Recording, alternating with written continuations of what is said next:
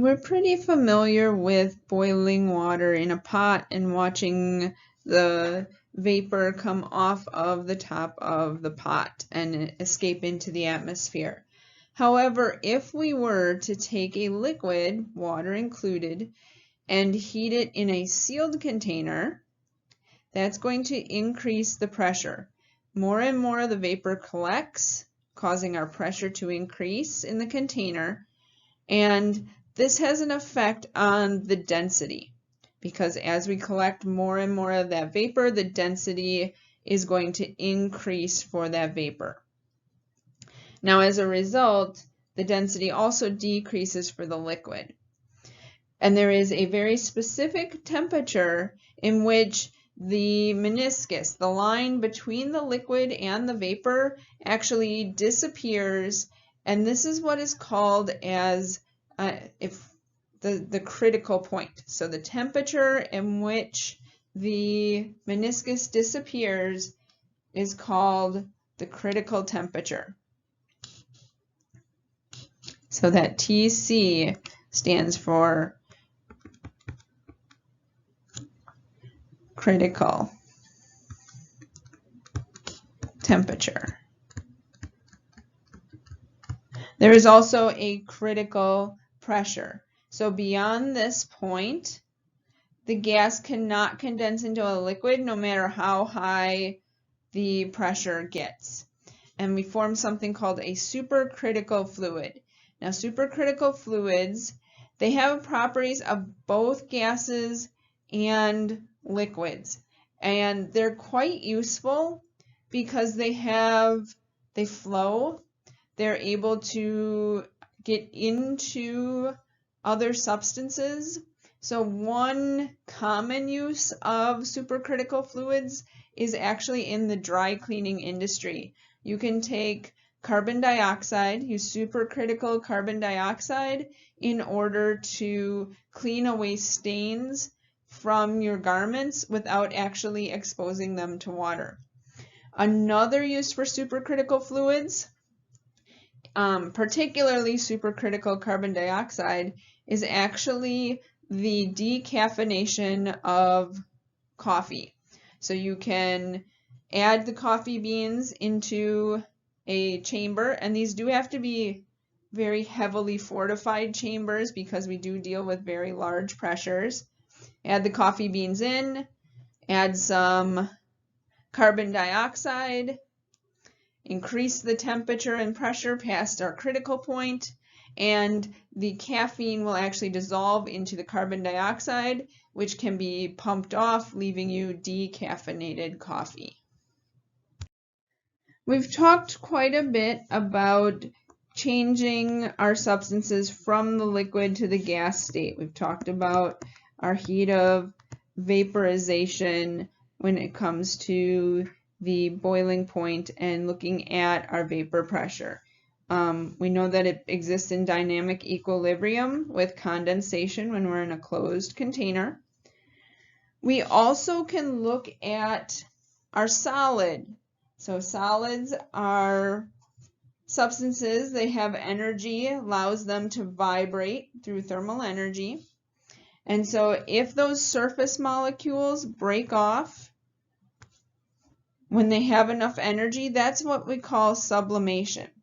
And the reverse process is deposition. So the capturing of those solid, those vapor molecules to the solid is called deposition.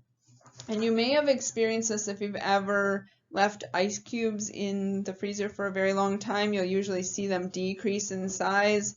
That's because of the sublimation process. So those surface molecules being released into the gas phase. We're now going to talk about our heat of fusion. And so heat of fusion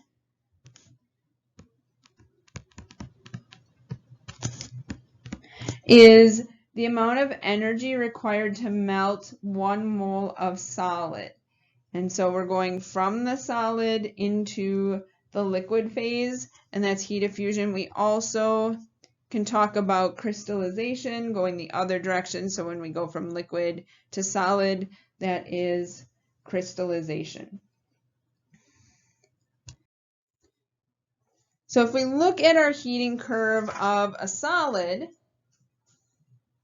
okay, if we are in the linear portion of change, so we are going to use our equation, Q equals the mass times specific heat times change in temperature. So anytime we're in these regions that are increasing linearly, the equation that we're going to use to find the amount of heat is our mass times specific heat times change in temperature.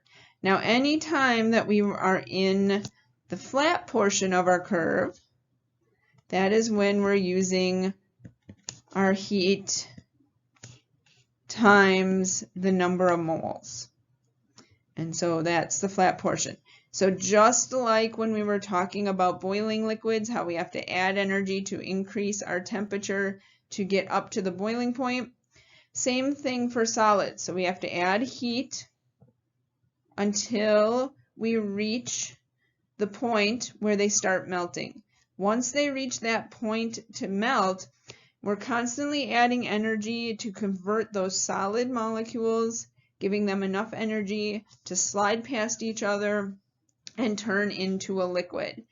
While they're doing that, the temperature remains constant until we have melted the entire solid.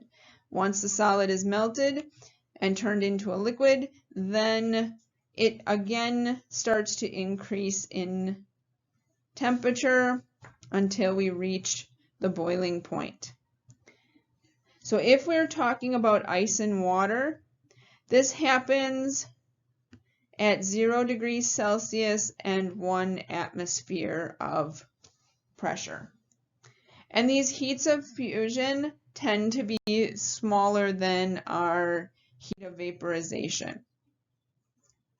Okay, so our heat of fusion, sometimes called enthalpy of fusion, okay, delta H is either heat or enthalpy.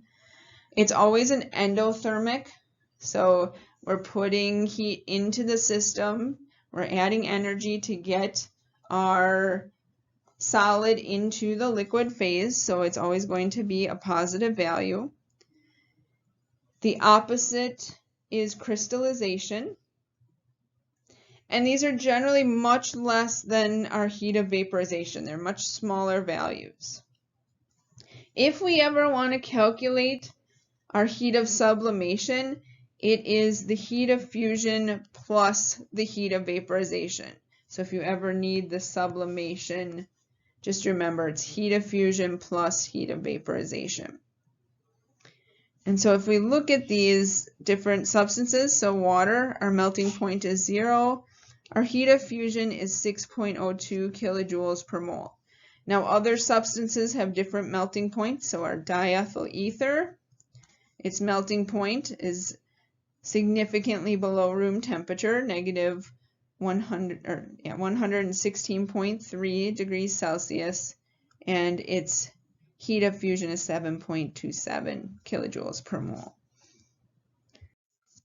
So if we compare that to vaporization for each of these substances, our heat of vaporization, which are red, are significantly higher than the heat of fusion. So if we think about that, that's because as we're adding heat in, so it takes less energy to get the molecules in the solid to slide past each other into a liquid. Whereas if we're adding energy to get that liquid, to add them, to get enough energy for them to turn into a gas, that takes a significant amount more of energy because they're not just sliding past each other, they're actually escaping the surface into the area around that liquid.